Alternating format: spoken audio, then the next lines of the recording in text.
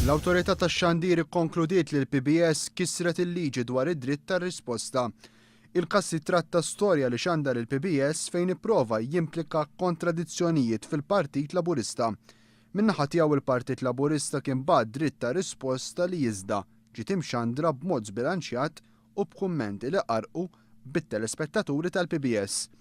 L-Awtorità tax-Xandir qalet li l-istazzjon naqas meta xandar viżwal tad-deputat mexxej Laburista Anġlu Farrugia, inkluż test tas-silta mid-diskors tiegħu waqt il-qari tal-istess dritt tar-risposta.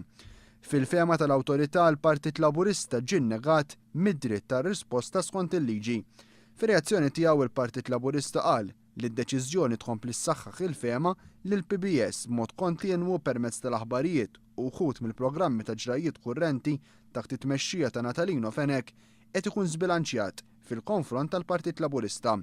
Dan juri biċ-ċar l-intenzjoni li l-PBS jintuża bħala għodda ta' propaganda għall-Partit Nazzjonalista. Fit-tweġiba tiegħu Natalino Fenek reġa' kien partiġjan u qal li l-Partit Laburista qed jikdeb.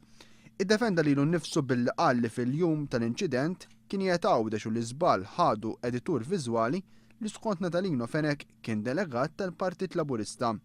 Il-Partit Laburista wieġeb li l-mod kif Natalino Fenek ipprova jneħħi responsabilità minn fuqu għal dak li seħħ juri li mhux denju biex jibqa' jokkupa din il-kariga pubblika.